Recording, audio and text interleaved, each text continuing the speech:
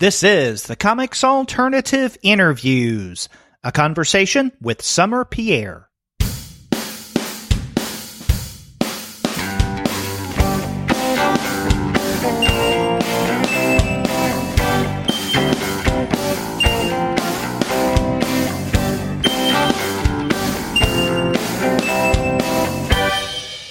Hello to everyone, and welcome to another episode of the Comics Alternative Interviews. I'm Derek, and on this episode, I have the pleasure of talking with Summer Pierre. Her new book from Retrofit, All the Sad Songs, debuts at Small Press Expo this weekend, and I talk with Summer about the new book, her relationship with music, and her experiences with self-publishing. But before we get to that conversation, I want to let all of you know that this episode of the Comics Alternative Interviews is brought to you by those great folks at Discount Comic Book Service. Go to their website, dcbservice.com, for all of your comics pre-ordering needs. There, you're going to find all DC, Marvel, Image, and Dark Horse titles at 40% off the cover price if you pre-order. For all of the other publishers, you'll find that those discounts can be anywhere from 20 to 35% off the cover price. And every single month, you're going to find some mind-blowing specials. Sometimes those specials could be as much as 45% off of the cover price. Sometimes 50% off cover, but occasionally you can find discounts that are even more impressive than that. And head on over to DCB Service right now, and you can find unbeatable prices on a variety of comics for the month of September. And since I'll be talking with Summer Pierre, a Retrofit author, it's worth mentioning that if you go to DCB Service right now, you'll find several Retrofit books at great discounts. Unfortunately, All the Sad Songs isn't currently listed, but you can find Eric Kostiak Williams' upcoming Our Wretched Town Hall at 25% off the cover price. And you'll also discover a number of older Retrofit titles at 30% discount, including Paloma Dawkins' Summerland, Luke Howard's Our Mother, and Olivier Schwaren's Mowgli's Mirror. All of this just goes to show that you can't beat the prices at Discount Comic Book Service. Go to dcbservice.com because they will take care of all of your comics pre-ordering needs. And after you do get your titles there, please be sure to send them an email and tell them that the two guys with PhDs sent you. I was first introduced to the work of Summer Pierre during the summer of 2017. We were wanting to do a special episode of the Comics Alternative devoted to self-published creators, and John Porcellino recommended that I check out the work of Summer Pierre. At the time, her mini-comic Paper Pencil Life was at its 4th issue, and so I went to her website to get the full run up to that point. I was bowled away by her art and storytelling, and I've made it a point to follow her work ever since. She had told me last year in an email that she planned to have a new graphic memoir coming out from Retrofit in 2018, and at this weekend's Small Press Expo, that book will officially debut. All the Sad Songs is a moving account of the role of music in Summer's life, from the creation of mixtapes to her performances as a musician, and how that music is linked to key moments with her various relationships and her growth as an artist. In many ways, this book is a work of remembrance, but it's not soaked in the kind of nostalgia that would come across as sentimental. On the contrary, Summer takes a hard look at herself during those times in her life, bearing herself in ways that, at times, may be a bit uncomfortable. But her story is authentic and speaks from the heart.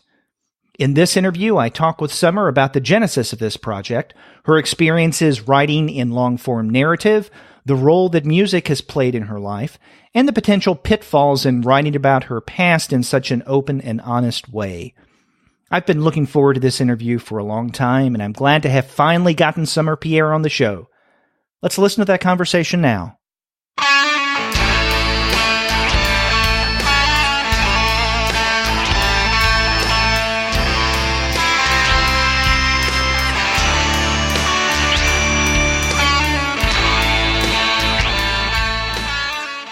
Hey, Summer Pierre, how you doing?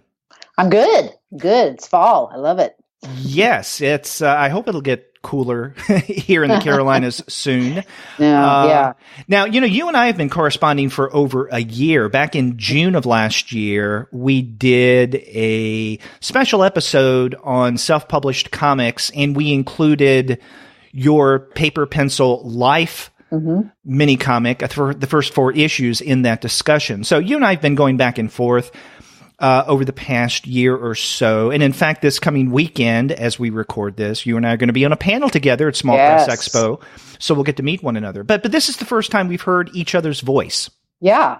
It's funny because I feel like I've listened to your show for a long time, and now I'm like, oh, you're talking back to me. You're actually responding. Yeah, that'd be kind of spooky if that happened while you were listening to the podcast. It's like a Twilight Zone episode. Absolutely. Absolutely. Well, we've been talking about having you on the show for a while, given the fact that your new book, All the Sad Songs, will be coming out next week. I guess the official, on Amazon, the release date is the 18th, which is a week from today as we record this. Yeah. But I guess it will officially debut at SPX this weekend, right? It will. And I just received my own copies yesterday for the first time. So it's fresh off the boat. I saw your pictures on Instagram and Twitter that you had gotten them and you were really surprised. And we should mention that this is coming out from Retrofit Comics. Yes, Retrofit and Big Planet. Yep. Yes. Yeah. And in fact, Retrofit, Big Planet are going through some changes now with, I don't know, it's just going by Retrofit now, or is it still Retrofit, Big Planet? Because I know that Box has stepped aside for a while. Yeah, and he was the retrofit part of it. But it's still very much, I think he stepped away, but, he's definitely still involved. It's, okay. Yeah, it's definitely more Jared at this point, but Box is still hovering a little bit in the clouds. Yes, he is. And I know we'll see Jared this weekend. Maybe is Box going to be at Small Press Expo as well? I don't know, but I'm assuming he will. He usually makes it out there. Hope so. Like to see him again. He's great. Yeah. Well, let's talk about the new book, because in many ways, this is quite different from the stuff that you've done in the past.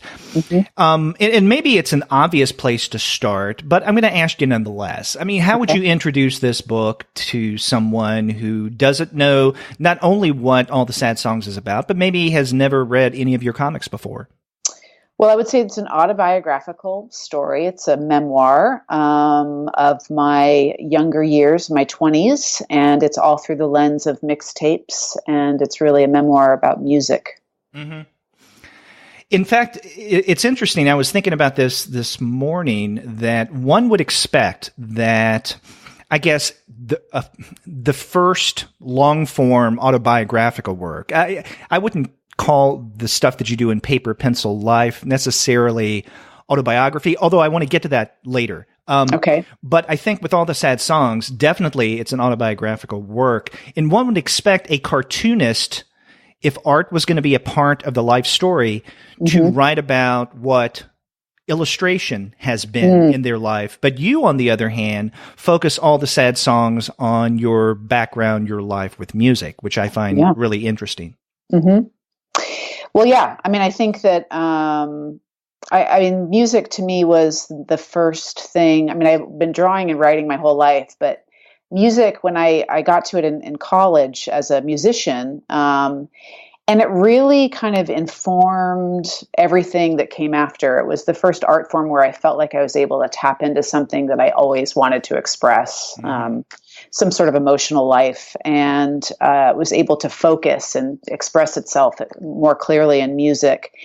And, I think what's interesting is I made comics as a kid, but when I came back to it much later in life, only about 5 or 6 years ago, it was very familiar to me through songwriting. It felt very close to songwriting to me.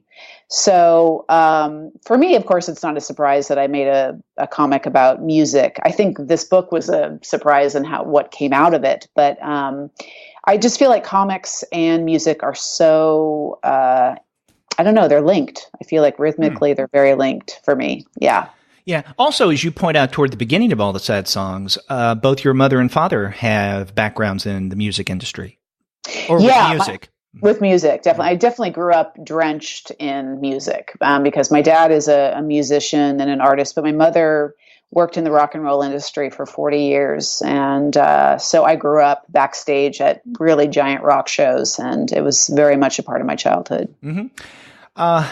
And one of the things that you make clear fairly early on, and this is not too far after that brief section where you introduce your parents, is you point out that music up until a certain age was something that I guess you inherited. In other words, it's something that other people, either consciously or unconsciously, imposed on you, and you didn't feel that it was something of your own, something that you could own until later. And then that's when you had, I guess we could call it, some kind of awakening in your relationship with music. Yeah, very much. I mean, I think, when I was so surrounded by pop culture and music as a kid, I think it allowed me to be very passive. I grew up with a lot of people who had a lot of strong opinions and direction with music. And so I kind of just went with the flow. But I think everybody who enjoys music has that moment where they're like, oh, this is me. Music is very tied up in identity for people, I think, and that's true for me. And when I was in college, I'd kind of listened to a lot of different stuff. I didn't really have one thing that tied me down. But when I discovered Liz Phair's Exile in Guyville, it was an awakening for me. It was definitely a feminist awakening, but it was the first time I felt like someone out there knew me and I knew her. And it really started this whole path of discovery with music. I felt very, very like it belonged to me in some way that I hadn't before.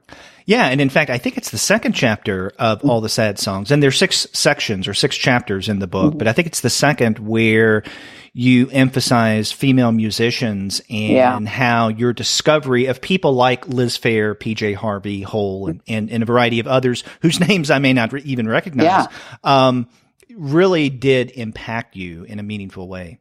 Definitely. I mean, it was definitely my feminist awakening. I was perfect age for it. I was 21, and it just I had already been really searching for some sort of, I don't know, like an identity with other women artists. I'd been reading a lot of fiction, a lot of poetry, all through the lens of the female experience. And so it was just the perfect timing to hear Liz Phair and to hear Hole that kind of made me go, well, wait a minute, you could do this in music too. And of course, it was such the minute I found them, I was like, well, there has to be more than this. And it was this kind of, I hate to use this term, but it was sort of like an odyssey of discovering what other women are out there talking about their experience in music. And it was great. It was definitely this real connection that happened immediately. Yeah. And, one of the things that you do, not only at the end of that second chapter dealing with female musicians or rock stars, and you do this at the end of every chapter, I think, is at the end of the chapter, you will include, let's say, an image of a mixtape and list the songs that are on a particular mixtape that either you created or someone gave you. And I recall going through, when I first read All the Sad Songs, going through the list of female musicians at the end of chapter 2. And a lot of them I didn't recognize because, that's just not where I was at the time. When I remember when Liz Phair's Exile in Guyville came out, I was in grad school, and a female friend of mine actually introduced me to it, and I really enjoyed that. It was only later that I discovered the work of P.J. Harvey. Hole I never really got into, but there were a lot of other creators that you list at the end of chapter 2, whose name is kind of foreign to me. So it's a great way for, I think, people to discover music reading your book. Oh, that's great. I hope so. I mean, I think that at the end of every section, I do have a selected soundtrack, Okay. And I think it's one of the challenges of writing about music. You don't want to alienate someone where they go, well, I don't recognize anybody, so that's not my experience, or I don't like that artist, so therefore I can't read this story. So I wanted to, music clearly is the center of this book, but I also really wanted to share what music I was listening to at the time. And that, that section with the women, those tapes are those are my Bibles, they were because so much of that music I discovered by conversations with people, going through my college radio stations, archives, and finding bands that aren't wildly circulated, but they had found a way. And that was one of the beauties of tapes. I don't know if you remember, Derek, of how you could find things just on tape, And Yeah, so before the days of digital. exactly. And how there was almost like these underground railroads of like, oh, did you hear about this artist? And so like that's the kind of stuff that would happen. And then when I would find a song, I would put it on a tape, and I would never see that album ever again, or know what happened. I couldn't look up those artists. I couldn't do it. So it was just like the tape was the key to this entire world of this collection that I was sort of amassing as I went through it all. It was really sort of this magical way. And so I loved being able to draw those tapes and put the lists of songs on there and go, oh yeah, Bratmobile, what happened to them? It's like, it's great. It's great. Yeah. And, I don't think that the main narrative impulse behind All the Sad Songs is nostalgia, but I do have to tell you that reading All the Sad Songs does bring back some nostalgic feelings. And because I can remember back to, what you were mentioning, making tapes. Yeah. And you're right, before the days of digital and, even definitely before, let's say, the 90s, when grunge and other kind of, let's say, different music was called alternative. I mean, when I was in college in the 1980s, alternative was radio stations, usually out of really small colleges and universities in the area, that maybe played during the day classical or NPR, but late at night would play a lot of stuff from underground bands in the UK like Squeeze that you would almost never hear. Yes. So I would have my tape player ready. So that's how I would tape some of those songs. Also, I had a really good friend who, and I don't know where the hell he found them, but he would get the most obscure music. And I would ask to borrow his albums, and then I would record them. And then so that's how I would get introduced to a lot of other bands that I wasn't aware of. So you're right. It did come down to capturing things on tape, on cassette tape, and then that being your musical lifeline. Yeah, absolutely. It's so funny that you mentioned that you had somebody in your circle that had all that stuff. I feel like that's a common thread. I don't know how those people become those people, but like I had somebody whose girlfriend was that person who, she introduced me to Throwing Muses and to PJ Harvey and like all of these people that I had never heard of. And I would just keep coming to her like she was Yoda. And I was just like, okay, who else should I be like? And I would write down lists and stuff like that. And I just, I'd be combing stuff. And I don't know who those people are, but they're common in a lot of stories of musical discovery. And thank goodness they were our first internets, Yeah. I'm wondering if you could speak a bit about, since we're talking about mixtapes, about the role that mixtapes has played in your life, and what is it about, let's say, even just creating a mixtape for someone that means so much to you? Because you do point this out in the book. Yeah. So mixtapes, I think when I discovered them, a college friend of mine was doing them and I thought, oh, that's great. But there's sort of these magical little boxes. They're like letters or diaries or something, but they're all in song. And, one of my favorite things to do when I was younger was to make other people tapes because it felt like this devotional act to not only I don't know, let them know that I was thinking of them, but it was also a way to let them know who I was in a way, what I was listening to, the kind of life I was living all through music. And I don't know, I've talked to a lot of people about this, that, even when CDs happened, they weren't the same because there's something about, first of all, the size of the tape and that you could put all, the art you can put on the cover or actually on the tape. But then on top of it, it's the rhythm of it. Like it's 90-minute tape, 24 songs fit on it. And there's a first chapter and a second chapter, but when you flip the sides over. So there was this certain storytelling aspect to it that really you had to sort of cultivate it. And it was rare that I got a tape that didn't have such a specific point of view that somebody sent me. But every once in a while you get a tape from someone where you clearly know they didn't care. And you're like, you're not a tape maker. You don't know how to make tapes. And then you get these tapes from friends where they spent time really thinking about it. And there's always this arc to them. And I'll just never forget that feeling of like, okay, what am I going to put on side A? It's got to start with a rocker, and then go into these notes. And then the second side, it's like, I've got to, go, okay, here we are in chapter 2. And then it has to end on a very thoughtful note. I just remember all of the energy that went into it. It was like telling a story through music. It's interesting that you bring up, the first side and the second side of the tape, because, we can say the same thing about record albums. And that's one of the things I miss totally about digital music. And going back even before digital delivery, when we had CDs, because with the CD on, the whole idea of side A and side B became foreign. It just didn't make any sense anymore, even though I think a lot of artists would play on the fact that there was on a CD something like a side A and a side B. I remember the first Tom Petty CD I got is that at the end of what would have been on an album or a tape, the first side, he says, "Now it's time to get up and turn the record over." But it was on a CD, so that was the big joke. But yeah, I mean, there is something to be said for setting a particular tone on side A of a tape, and then shifting things a bit in, as you called it, kind of the second chapter, side B, when people turn over the tape, and what that might mean. Yeah, I mean, the kind of way I think of it, it's like a road trip. You put in the tape and it's a road trip. And so like, man, you're hitting that highway. You want to get out, so you want to keep going and keep the momentum going. And then you stop for gas, and then you get in and you do the last part of your trip, And I don't know, there's something about that. I think it's interesting with records, and I don't know if this is real or if it's just my nostalgic feelings about it, but, records were made with that in mind, with the flip. And so kind of just what you were saying. And so they were made so differently. And then I remember when CDs were being made, and I say this as someone who actually made a CD, you thought of it as one piece.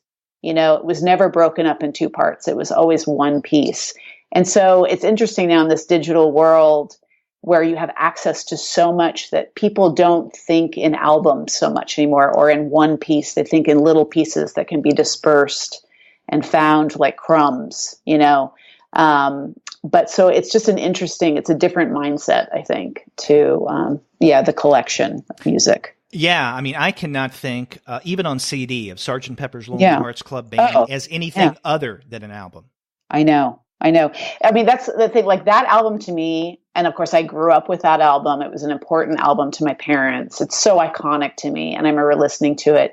But it gave me this unreal expectation of albums, because it made me think, oh, they just made it all at once. It's not a collection of songs at all. It's one cohesive piece. And I literally lived with that idea of what albums were until I got into the studio and tried to make my own. And I was like, oh, wait a minute. They actually had to put that together and make it one big, it took time to write those songs. It took time to produce it.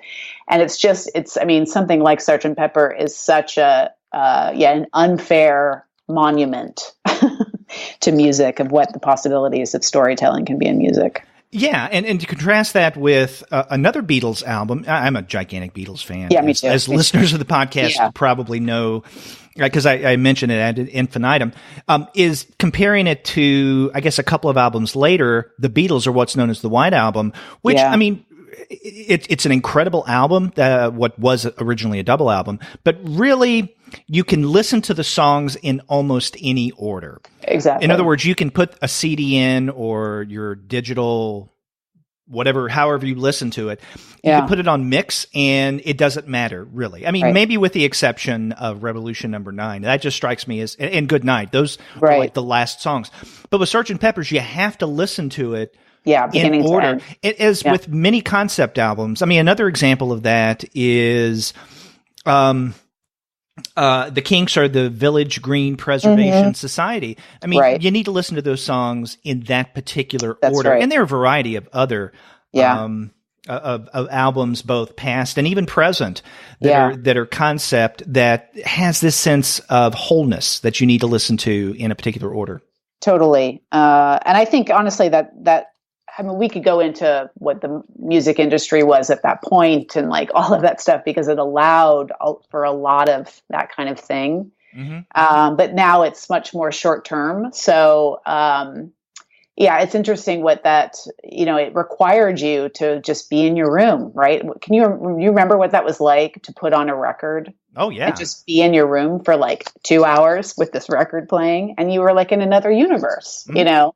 It's amazing to think about. Yeah. Now when people have Spotify, Apple Music, they can just listen to individual songs or download those songs or buy those songs individually without even thinking about the rest of the album or CD or whatever it is you choose to call it. Yeah. Now, another thing that strikes me about something that you said a moment ago, you said that, there are some people when they put together a mixtape, you just kind of know that their heart's not really in it or they don't have this sense of wholeness. And that's one of the things I got from your book in your relationship with, I believe his name is Tom. You mentioned something about him giving you a tape and it just didn't really resonate with you. Oh, yeah. Yeah. Well, that's the one I actually also threw out. Yeah, the missing tape. That's the missing name of the tape. chapter, yeah. Yeah, exactly. It's, to me, it's so funny because all of these things in retrospect are really interesting to think about. And it's not that I ever thought that in my tapes I was actually doing a diary of any kind or recording some sort of narrative of my life. But I think I say this in the book, that the tapes narrated my life, and yet they still do, but just in the past tense, And with Tom, it's interesting. I remember that tape. I remember what was on it. And it's not that his heart wasn't into it, but it said a lot about who he was, which was he was an omnivore. He was so he was such a cultural omnivore. He never was committed to one thing. He loved lots of things, and his tape totally reflected that. And so there was lots of great songs, lots of interesting songs, but it wasn't personal. It wasn't, it could have been sent to anybody. And I think that says something about the relationship that I depict in the book as well. He was such an enthusiast, but not great at intimacy. Yeah. Well, on that topic, I noticed in all the sad songs that it began with an emphasis on the music, and music is important throughout, let me just say that. But definitely in the first two, maybe even the first three chapters, music is a gigantic part of the narrative. But then as the book evolves, it becomes more of a story, an autobiographical story of how music links to relationships, because you go into quite a bit of detail about some of the relationships that you have had that were in many ways kind of defined by mixtapes and music, you as a performer. Yeah, definitely. So the thing, I had not intended to write the book I made. What I started out with, I thought, it would be fun to write a comic about mixtapes and have it just be this sort of silly, nostalgic, self-deprecating thing about boyfriends and, who I became and how my musical tastes changed. And that is sort of what the book became, but it went a lot deeper than that. Yeah. And it also talked about who I was, how my artistic and creative life reflected who I was emotionally and intimately. And so the mixtapes are a great, they're a great aesthetic and a great entry point to that. But it obviously goes further in to talk about the ways in which I was able to be close to people or not be close to people, and the ways in which I was trying to find my voice as a person and as a musician. Now, on this topic of relationships and its link to music, I want to talk a bit about what I consider one of the most striking moments in all the sad songs. And this takes place in the missing tape chapter, along with the aforementioned Tom and your relationship with Tom.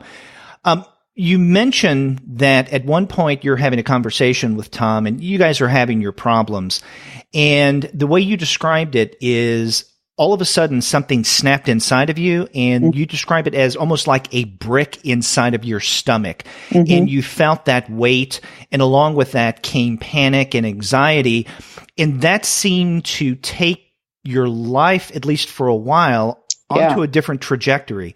Mm-hmm. I mean, not only did I find that part of All the Sad Songs probably one of the most moving moments of your story, but also I guess the literary professor inside of me found it significant because it comes in the exact middle of the text. I mean, almost the exact middle.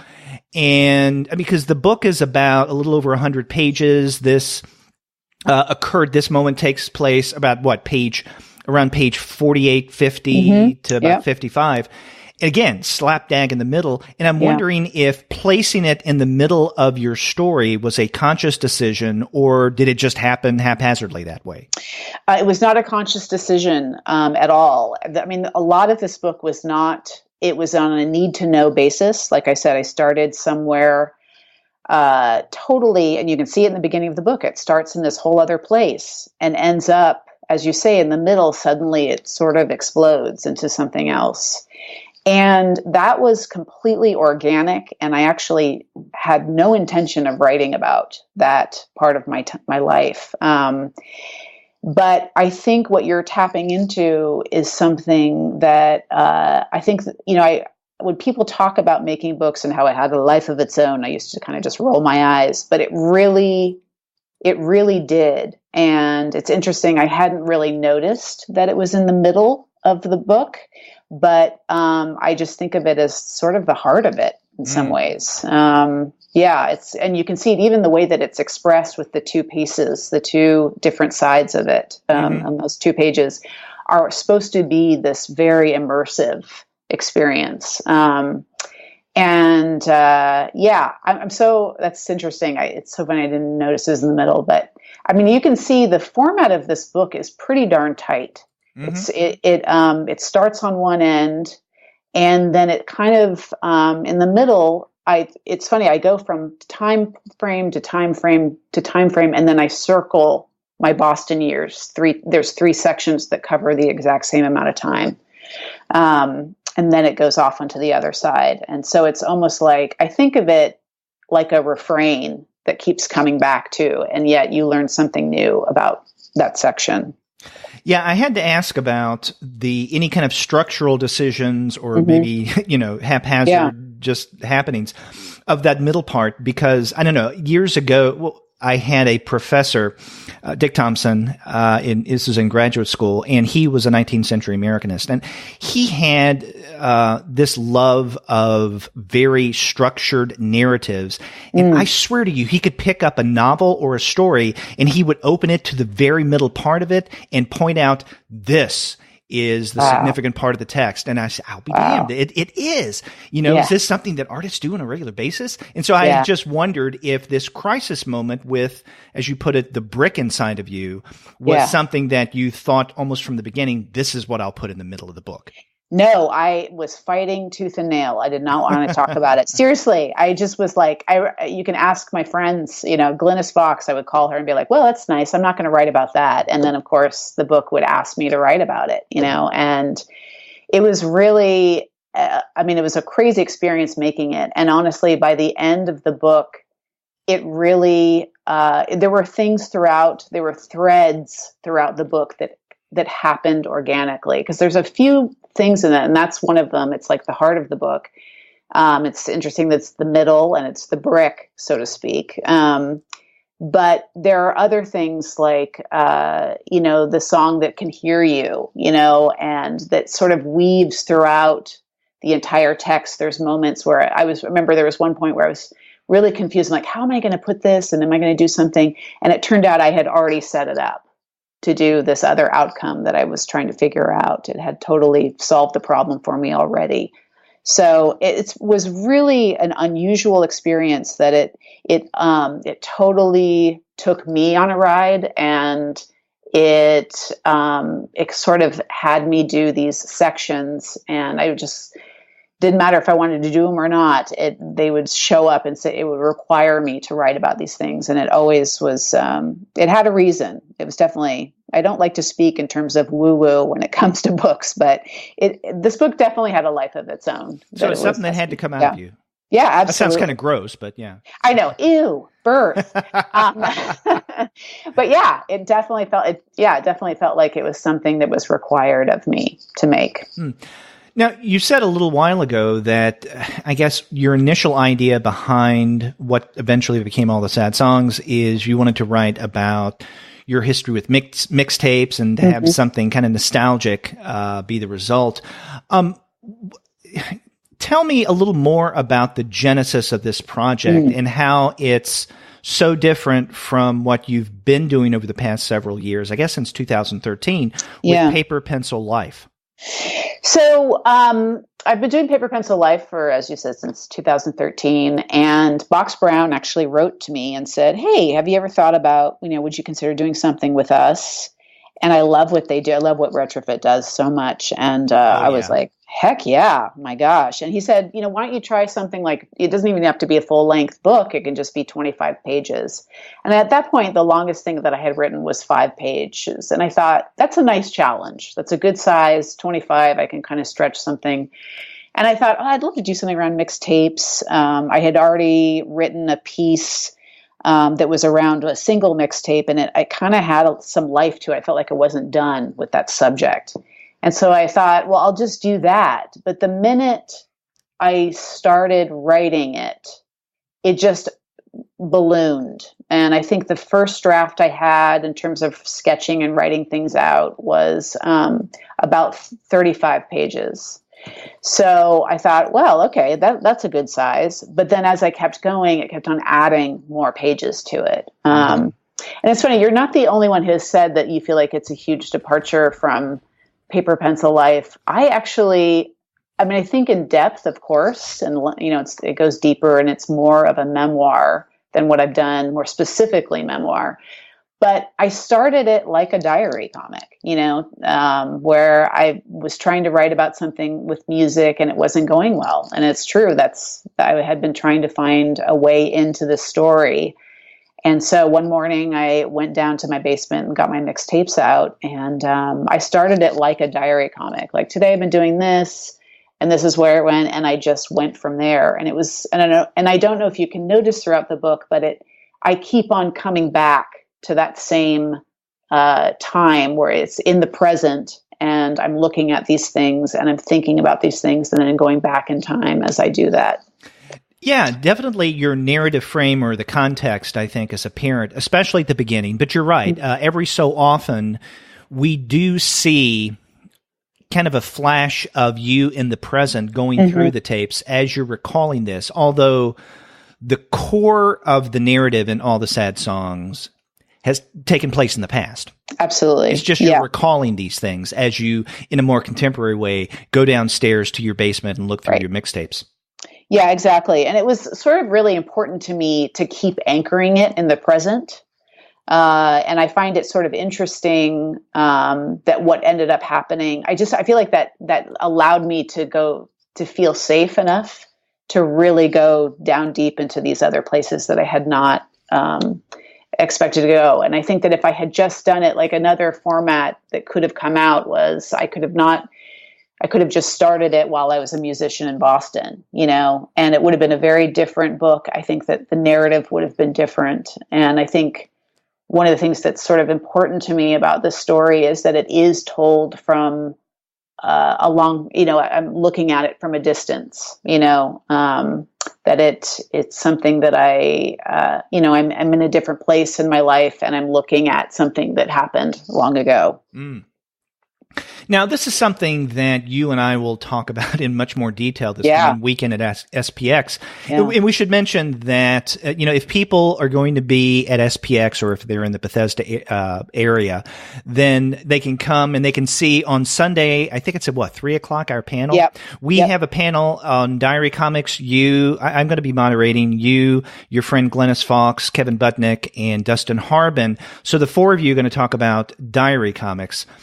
But maybe we can talk a little bit about diary comics and defining it, at least for you, because I'm curious your thoughts about how the more autobiographical or memoirish quality of All the Sad Songs differs from your apparent and noticeable diary work in Paper Pencil Life? Well, I mean, Paper Pencil Life is more episodic. It's more, I think more recently, it's been less overtly diary and more just like an episode in my time. But I started out making diary comics where I literally would sit down at the end of the day and go, today I did this. And it was a one page, most of the time it was one page, 9 panels of, some event of the day. And I gradually have, through time, used that as a method to explore memories. But I'm always anchored in the present. Like I'll be doing something and it reminded me of this, and then I can tell that story too. So I think that's been a natural progression through my Paper Pencil Life stuff. And so I think that's what's interesting about All the Sad Songs being sort of like this jumping off point. I still feel very anchored in that sort of daily episodic narrative. But I'm always thinking about memories and the past. And I think that's something that you can read out throughout all the work that I've done, is sort of sifting and processing things, and using objects as jumping off points. And so, yeah, I mean, whereas Paper Pencil Life is more short term, more in the moment, it still does dip its toe into the past. I think with All the Sad Songs, I just jumped in. I just went to the shore and jumped right into the past. Mm-hmm. So what I hear you saying, and again, this is something that we can carry on with the panel this coming weekend, is at least 2 things that potentially differentiate diary comics from other kind of life story writing, like autobiography or memoir, is the episodic nature, the shorter in and out kind of quality, kind of like a diary, but also a more persistence in staying in the present moment or relatively contemporary and not spending too much time in terms of the past and memory. Yeah, it's definitely in the moment. And I think that's what's great about it. But I'm looking forward to our panel a lot because all of us do diary comics very differently. But for me, the diary comic has always been a doorway to memoir. It always has been. But it's literally in the moment. It's more of a short-term, easily done, meaning I can get it done in a page, not 104 pages. And it goes from day to day to day. Yeah, it's very momentary. Mm-hmm. Again, coming back to Paper Pencil Life, I do have, because we discussed them on the podcast last June, the first 4 issues of that mini comic, and the 5th issue came out in September of last year.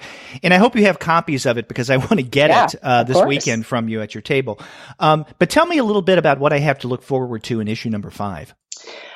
Issue number 5, it's interesting. It has longer pieces. It does have diary, but it's more of I think you'll see the stepping stones to All the Sad Songs in it. Definitely. It has some experiences with, daily step with my son, which I've covered before, but it also has memory-based pieces. And I don't know, it has some of my favorite stories that I've ever made are in it. It's definitely my favorite issue I've done so far. Great. And we should mention that if people go to your website, which is Summer Pierre, and that's one word, summerpierre.com, then they can see a list of your various publications. And I guess it's through that site that they can shop and get available copies, what's still in print of Absolutely. Paper Pencil Life.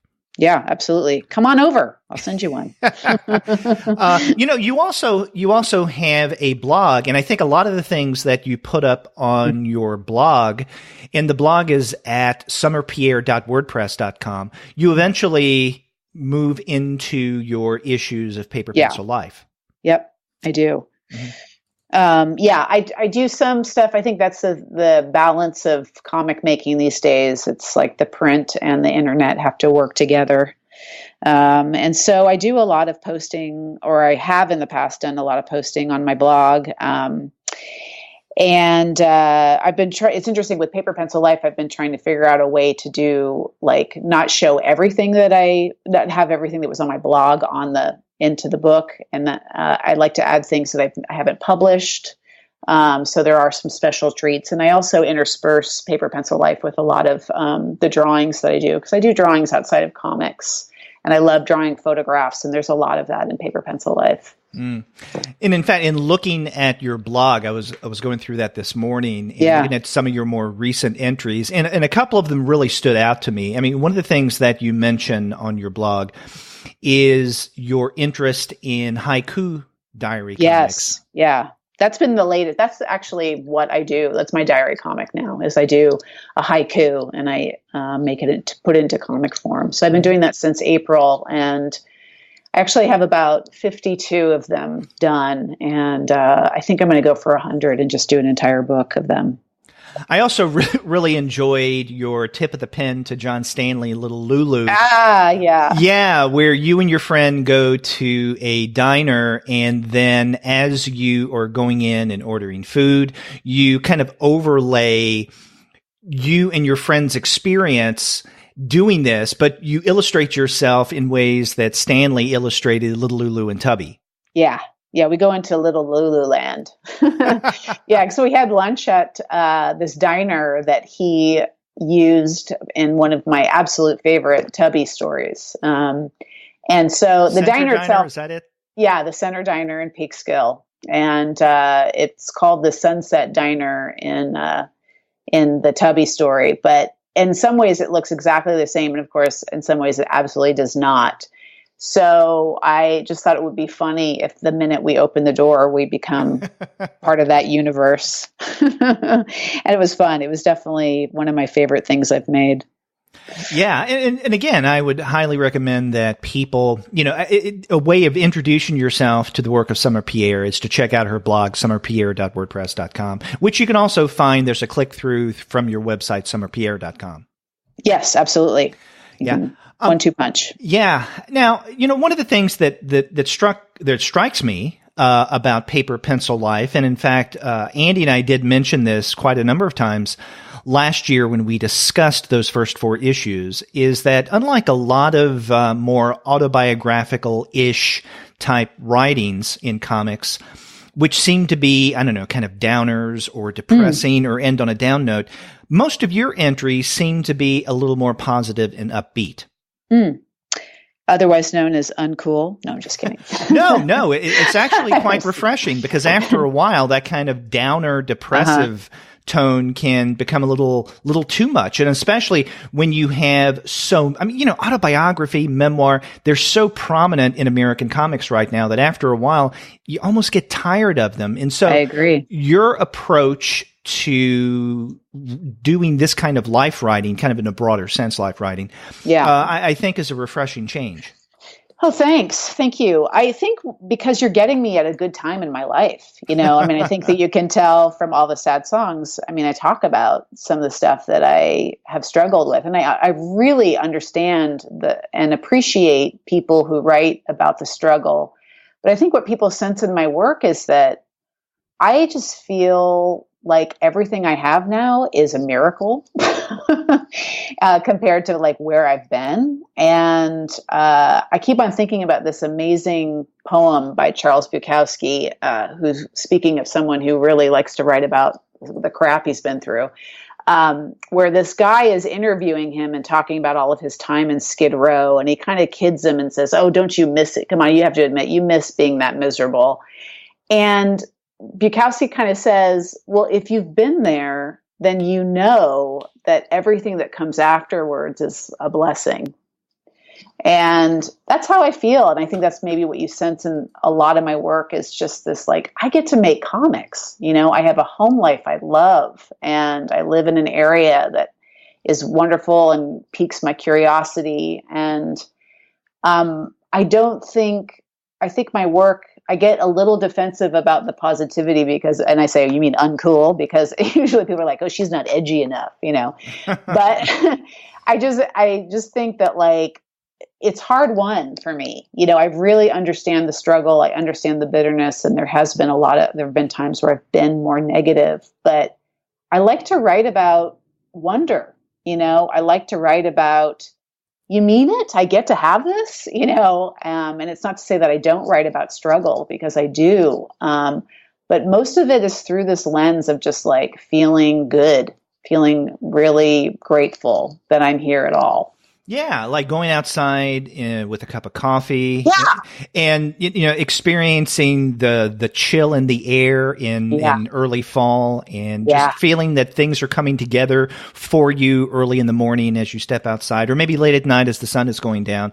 I mean, there is, in many of your paper pencil life stories, an appreciation, as you put it, of what you have and where you are at the moment. Yeah, absolutely. I mean, I think I went through so many years of looking at what I didn't have.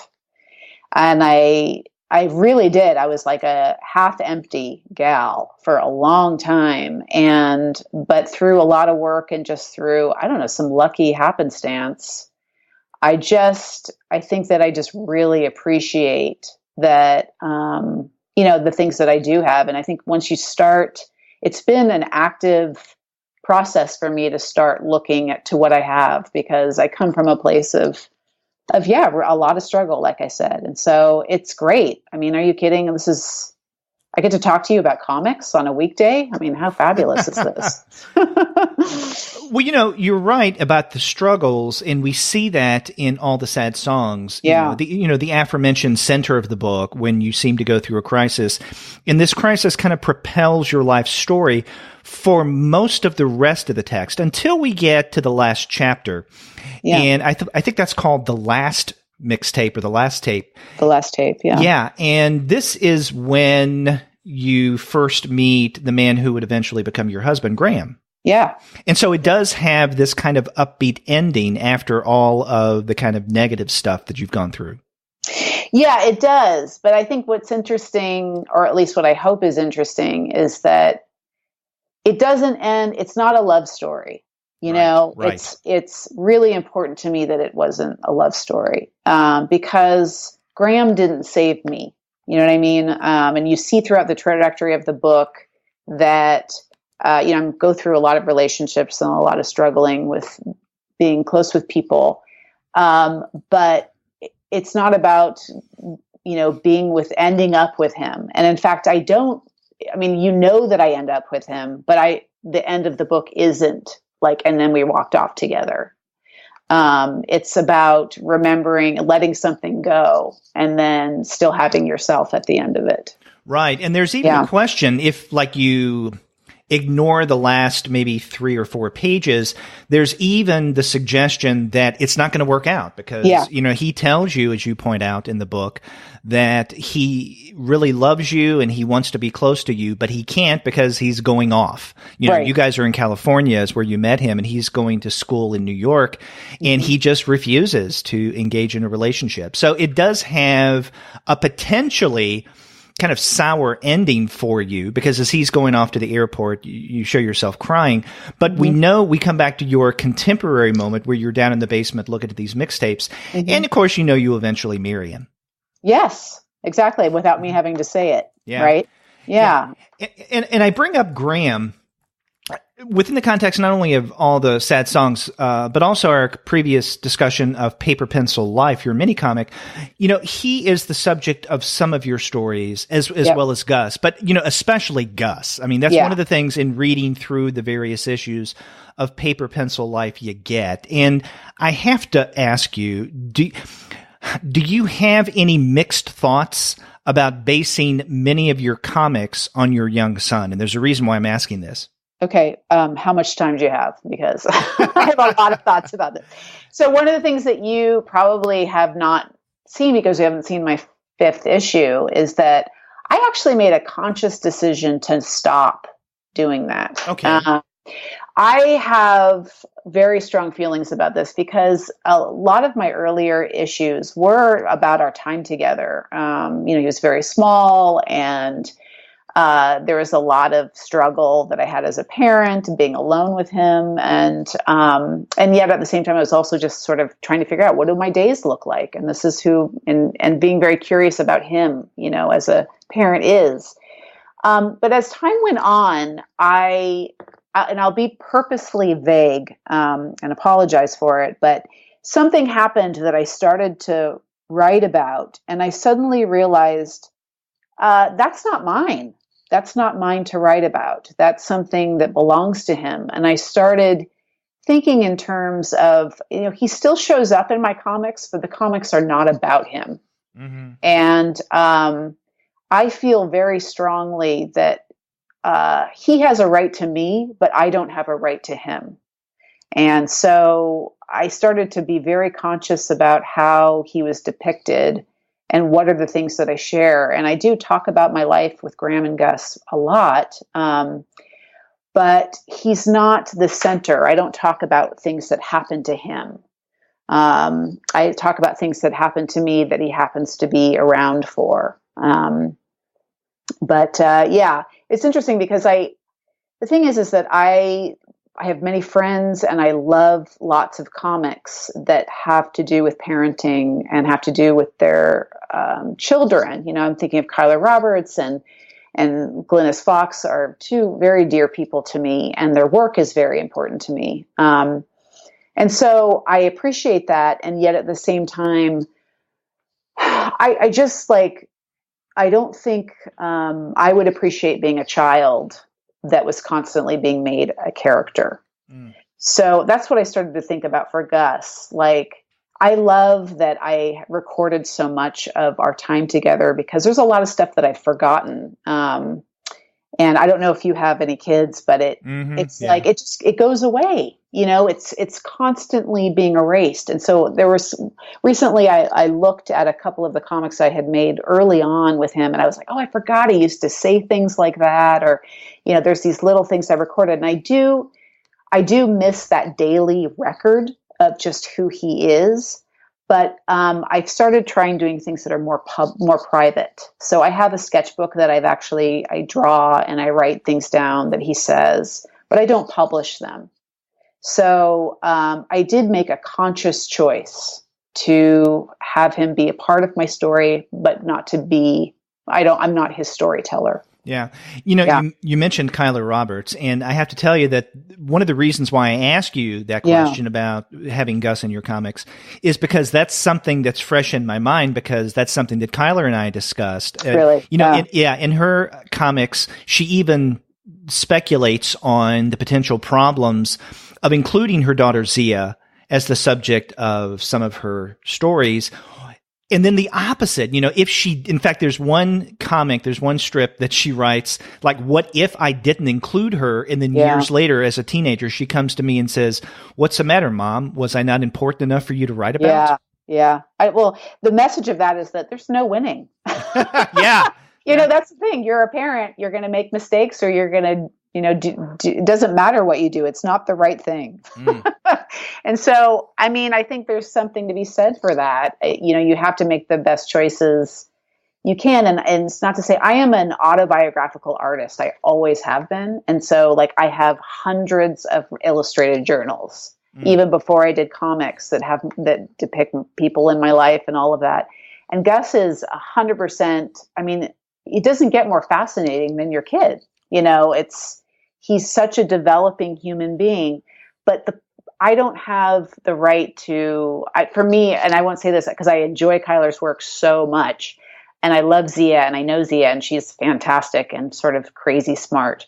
But for Gus, I just feel like I'd rather have a private record of him than to have him say, you know what, I wish that I wasn't this character that you depicted, because there is something different about recording your kid and then having them become a character. Yeah.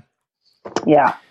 I was going to start off the interview by asking you how it felt to write your first long-form book, but actually you have a couple of books that are longer, although quite different kind of writing. The Artist in the Office, How to Creatively Survive and Thrive 7 Days a Week, and then Great Gals, Inspired Ideas for Living a Kick-Ass Life. And I think both of those came out in 2010, correct? Correct. Yep. Yeah, but they're different, Very different. in that, unlike what you're doing in all the sad songs and even in the various stories of Paper Pencil Life. I mean, these are more traditional narratives, right? And plus they're life narratives. So I guess we can call all the sad songs your longest personal narrative to date.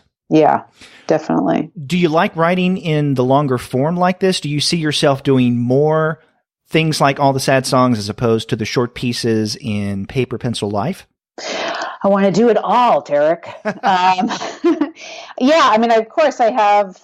I've had a couple books and their ideas. I think this book broke me in. I always had wanted to do a longer story, a longer, like either a novel or a memoir or something like that.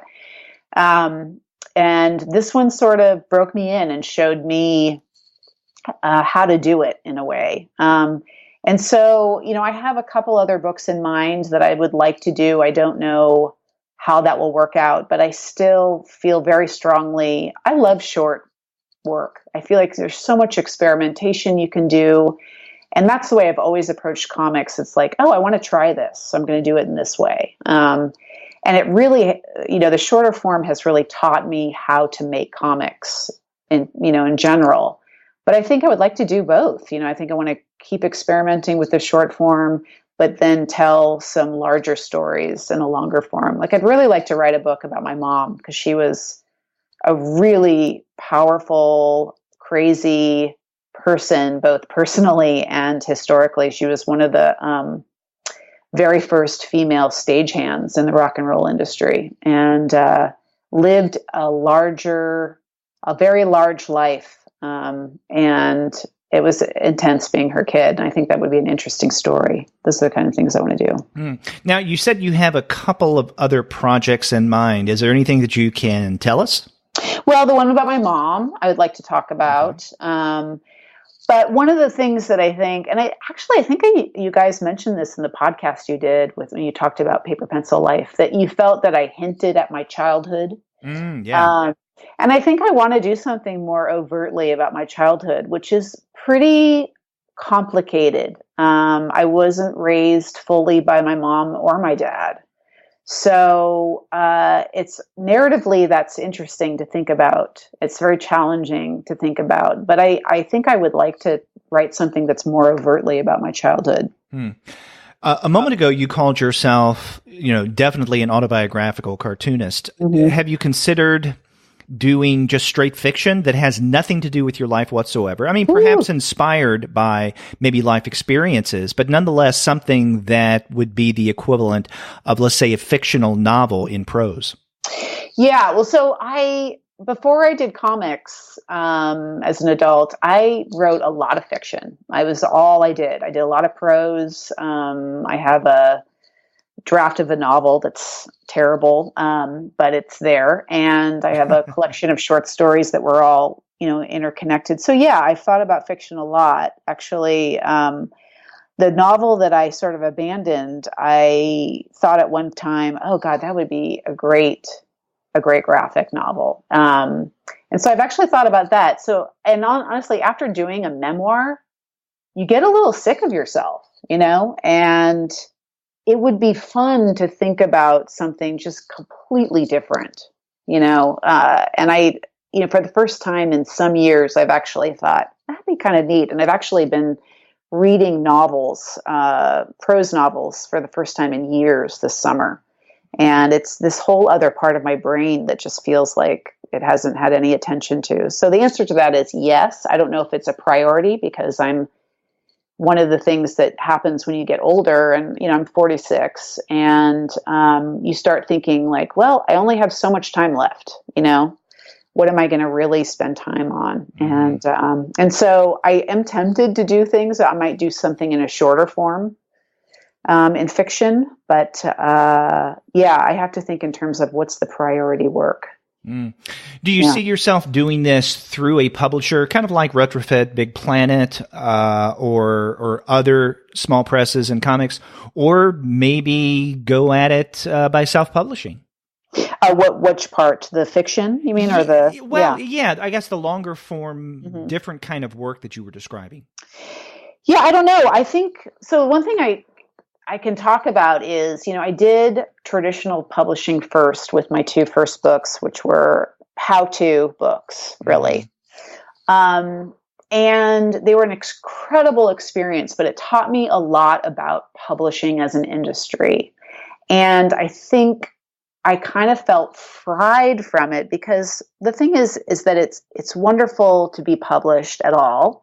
But when you deal with a major publisher, one of the things that you don't know as a reader is that you have to go through a lot of marketing, a lot of things that are it's published by committee. So it's your book, but it has to be shaped by a committee. And I think one of the things that I felt so committed to when I started Paper Pencil Life and it's a self-published industry, is that I wasn't going to do anything by committee. I was going to be completely my vision, whatever that meant, And I think there's something really amazing about self-publishing for that reason, that you don't have to think in terms of marketing. That being said, working with Retrofit has been a fantastic, it's been fantastic in both worlds. Like, they basically said, do whatever you want. And so it was not edited by them at all. It was totally whatever I wanted to do. But we did go back and forth on the cover because they have to sell it. And so we had some differences of opinion on the cover, but I still love the cover, what happened with it. But they come from a place of cartoonist, whereas I feel like a larger publisher is thinking in terms of money and industry.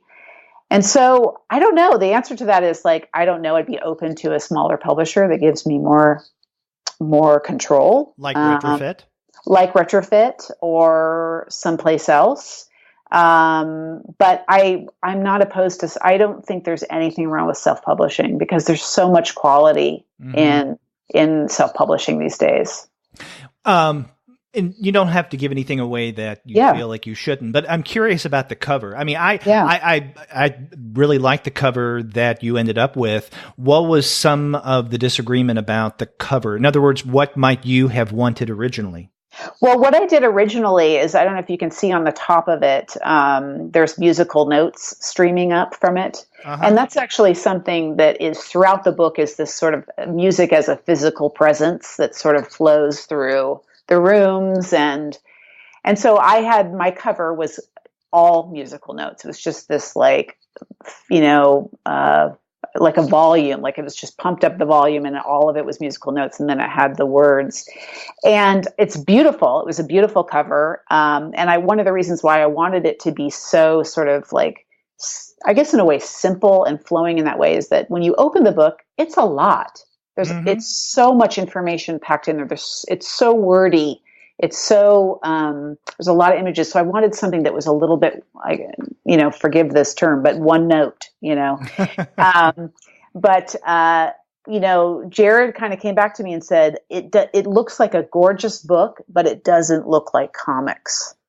And it was interesting as I really went back and forth on him about it. But now that I have this cover, and it was really important to have like a person on it. I think that's what he was saying. Like, you need to show that this is a book that is about somebody, and that it's somebody that's been drawn. You playing the guitar.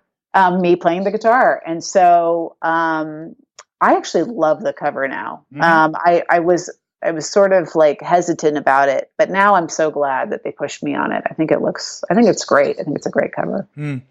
Well, before we wrap up the interview, I want to ask you about something or someone that you've mentioned quite often over the course of our conversation, and that is your relationship, your friendship with Glennis Fox. And I know, she's going to be on our panel this coming Sunday at SPX as well. But you guys are friends. I think that this is apparent through your comics as well. But again, as you've brought her up a number of times. And so I'm wondering about the kind of friendship that you have as not just comics creators, but as just simple friends. That bitch. No, just kidding. She's somebody, I feel like we met at a MoCA event, and we had both been published at in Mother magazine. And when I heard she was going to be at MoCA, I was like, I'm going to introduce myself to her. And I feel like the minute we met, we were at the same place creatively. We have a similar history that we both did serious art forms before we did comics. Mm-hmm. And we're both parents. We were trying to figure that out and doing narratives about that. But it turns out that I just feel like we were in similar places in our lives. And she's somebody who we talk on the phone all the time, like we're struggling over a story and then she'll call me or I'll call her and we'll gossip and hash things out and crack each other up. Because I think one of the things that happens when you're alone making comics is that you can take yourself so damn seriously to the point where it's just like you need to get over yourself. So it feels so good to have a friendship, and I feel this way about Glynis. I have Jennifer Hayden is also a very good friend of mine, and Chris Duffy, who's a fantastic editor. He's my best friend, and I see him like at least twice a week. These friendships are integral to my art, but also they're just, I don't know. Glynis is somebody who I respect highly, but also just is a good person, and I feel like she's my sister. She's my sister in comics, and she's my sister in life, and that's definitely, I feel really fortunate to have that. Yeah, I get that. And that's one of the things that I remember Andy and I commented on when we were discussing, not only your self-published comics last year, but also that of Glynis, is we noticed that some of the things that you write about are going to these conventions and having these kind of friendships, with Glynis, with Jennifer Hayden and others. And I think that that's really important. Also, you're right. Some of the things that both you and Glynis do are relatively similar. And in fact, I remember when I approached you guys about being on this Diary Comics panel, and before we decided it was going to be Diary Comics as the topic, we were trying to hash out, if you recall, what the theme of the panel might be. And one of the things that both you and Glenna said, it's like, for God's sake, let's not have a panel on being a mother and writing about your son or daughter. Yeah. It's interesting. I have some strong feelings about that because I don't write parenting comics anymore. I did that very early on and then I stopped doing that, but yet it's something that keeps coming up. And I'm like, I don't write about my son anymore, and I haven't for a couple years. And I think what we feel about those things, it's not that it's not interesting or there isn't interesting work happening, but it gets very gendered very quickly. Yeah. It's just women talking about their kids. And there's something about it. I feel like at this point, it's sort of a corner that you're either into it or you're not, And so like, it's a way to sort of pigeonhole women and to also ignore their stories because it's just parenting, Right. And I just feel like I'm sick of that as a subject, but I'm sick of it as a sort of, I don't know, like a quote unquote genre, in the same way that I'm at my old age, I'm tired of being considered a female artist. I just don't want to be an artist. So, with that being said, I wanted to mention that Lauren Weinstein, speaking of mothering comics, I was thinking about this recently because I was like, I don't want to ever read another mommy article, mommy comic, mommy this. I'm just sort of over it.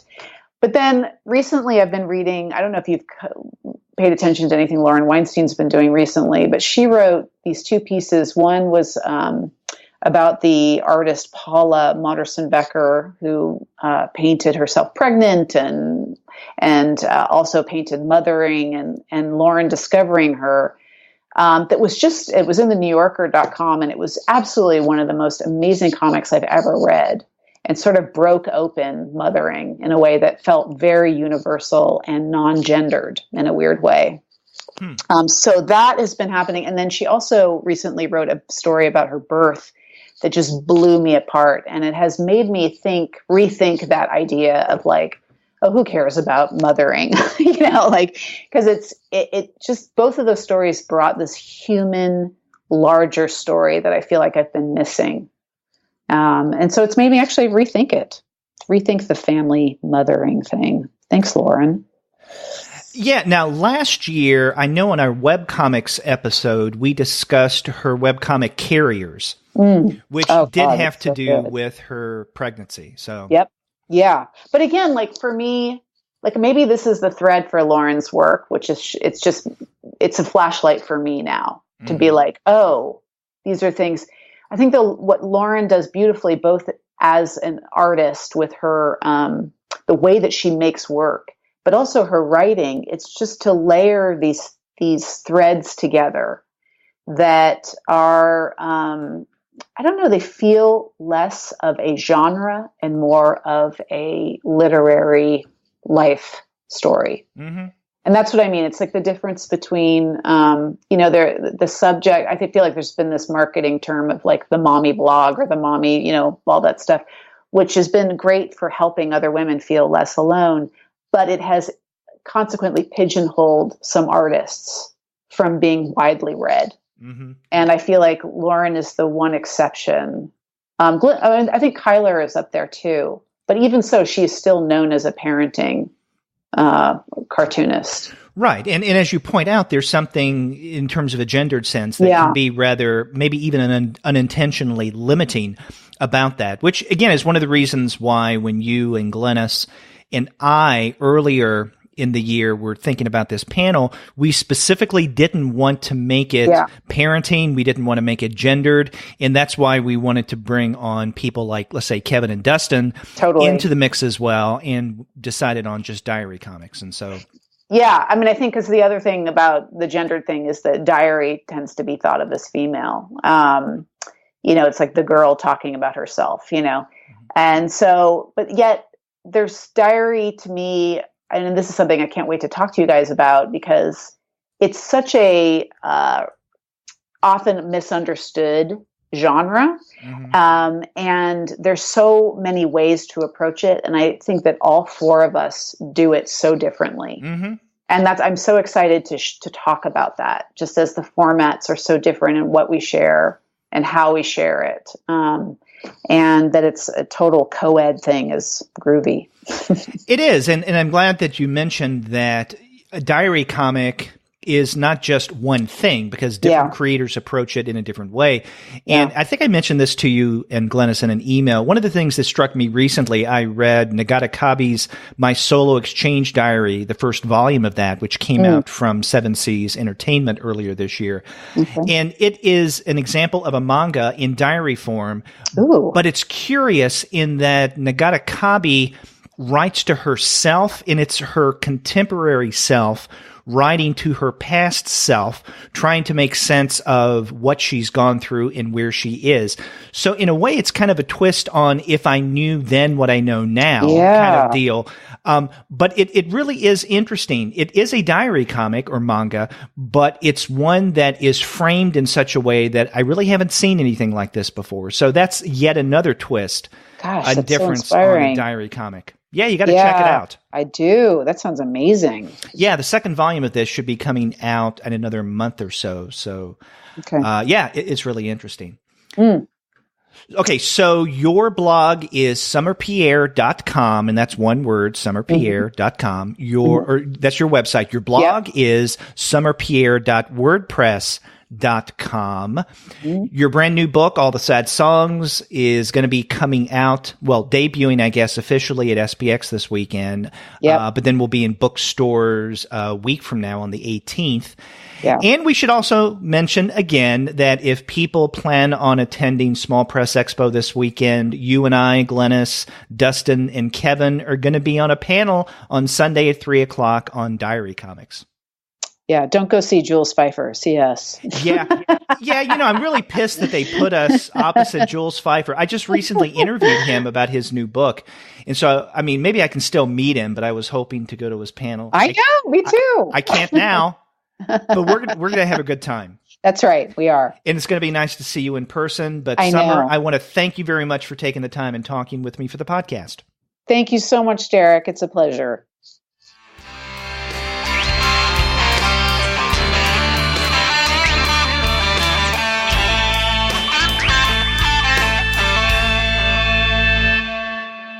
Again, I want to thank Summer Pierre for taking the time to talk with me for the podcast.